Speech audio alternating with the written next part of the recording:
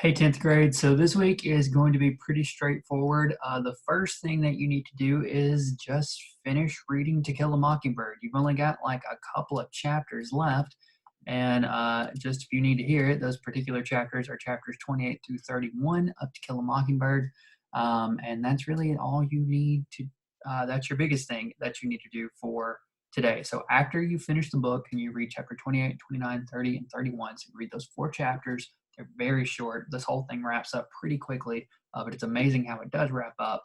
Uh, just read those chapters. And once you finish reading those chapters, you will begin drafting your final response. And you're like, Mr. Marsh, what's the final response? Well, I'll tell you. So let me get it pulled up here and I will show you. So I thought that it would be pretty silly of me and honestly pretty stupid of me to give you guys a traditional semester final exam like you took for last semester. I think there's a value in taking a big test, and I think there requires a lot of prep work, and it really does prepare you for college, and that's really what we're about at the high school. And so with that in mind, I was like, do I really want to give them a test? I haven't really get to teach this the way I wanted to. And then I got to thinking, I was like, well, you said at the beginning that this was really more their own study and it was more just their guided study of the book through what you guys have been doing. And I've tried to give you guys plenty of opportunities to respond in writing to the book itself. And so I thought that just to wrap that all up, the best thing would be to give you guys that opportunity to do that with the entire book. And so that's really what you're going to be doing to end your time with To Kill a Mockingbird and your entire class time. So let's make this a little bit bigger so we can see it. All right.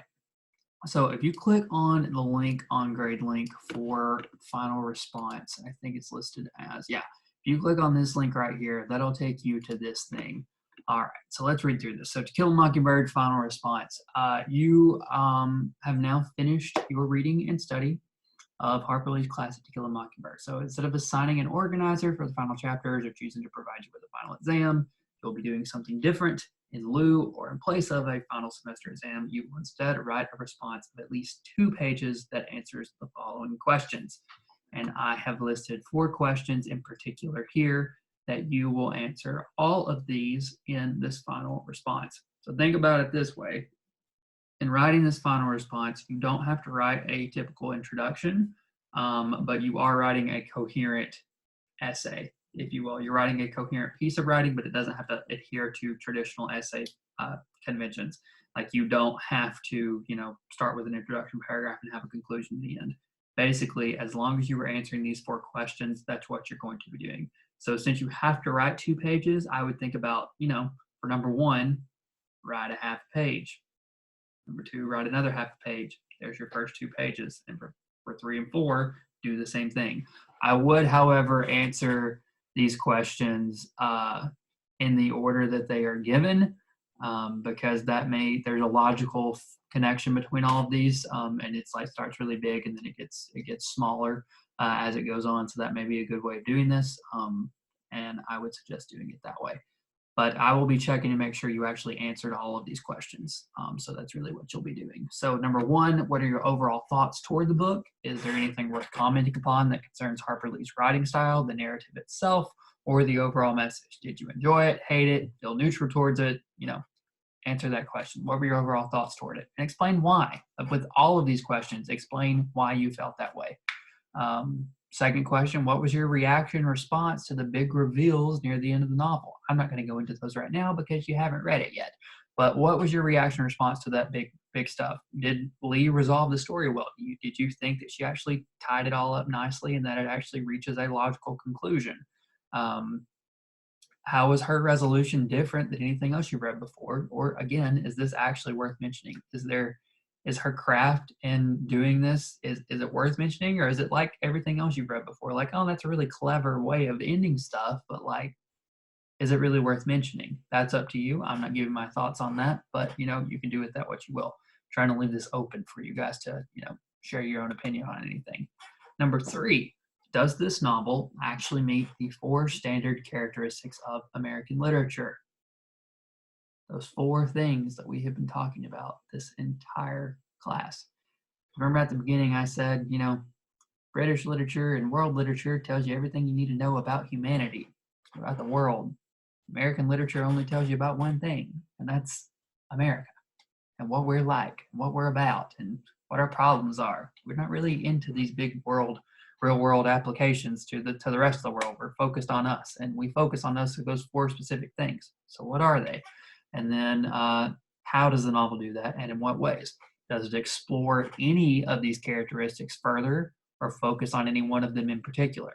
How? Maybe there's one of those four characteristics that the novel really focuses on. Defines American society would be one of them, because even though this is set in a time many decades past, we're still dealing with these same issues that the novel presents. That is a definition of society. So, final question.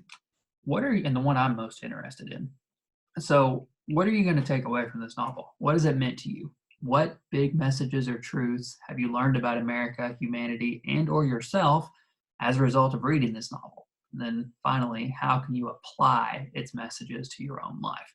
So you need to keep in mind that your opinions are welcome. I'm open to anything here. If you hated the book, that's fine. You still need to answer these questions, and you need to tell me why you hated it, okay? You always have to justify that opinion. But if you loved it, you need to justify that as well. I mean, of course, I'm going to love that you loved it, but you need to tell me why you loved it, okay? So make sure that you justify that opinion with your own reasons and then support them with examples from the text. Also keep in mind that this final response will count as the 20% of your grade that was previously reserved for your semester exam. So it needs to be your absolute best work. So you're going to be graded according to completion, just that means that you actually write 2 complete pages and that you follow all of these instructions here. That's what the completion grade is going to come from, and that's the biggest chunk of this. So you do that, you almost pass it. You'll get 10 points if you actually answered all 4 of the questions, and then I will add an additional 20 points to that if they're answered well and you actually answered every part of them. You didn't just answer one part of them, but you answered all the parts of them, because notice this, there's actually 4 questions here. And you need to make sure, or there's 4 questions here, so you need to make sure that you actually answer all those. Overall thoughts toward the book, anything worth commenting upon that concerns your writing style, narrative or overall message, did you enjoy, hate it, feel neutral towards it. There's 3 questions there as part of question 1, so make sure you answer all parts of the question is what that is about. Depending on how well or how little you answer the questions, that will be worth up to 20 points. And then by readability, I just mean, is this thing riddled with errors? Is it free of errors? Did you follow traditional conventions, that kind of stuff of standard academic writing? But keep in mind, since this is a personal response, you're free to use I. You can use the pronoun I throughout all of this because it's your personal reaction to everything. So just make sure that it's not full of errors and that it's formatted properly and all of that stuff. And that's where those points will come from. So if you guys have any questions, you are more than welcome to message me over Hangouts or over Remind, and I'll try to get back to you as soon as possible. The thing about this final response, though, if you want feedback, which I would suggest that all of you ask for it at least anytime between now and the end of Wednesday by 10 o'clock, you can send me or 10 p.m. You can send me a message over Hangouts or Remind just asking me, hey, can you go actually check over this, give me some feedback, give me some suggestions. And I'll give you a couple comments, I'll give you a couple of suggestions, and then I'll text you back and be like, okay, I've done that. And then you can go back in and check stuff and then make it better. I'm here to help you, but I'm only going to help you if you ask for it, just because that's kind of the state of where we're at with all of this. And just make sure that you follow all the directions in there. I really don't know what else to say other than that, but if you've got questions, let me know. And I'm really looking forward to what you guys come up with for this final response.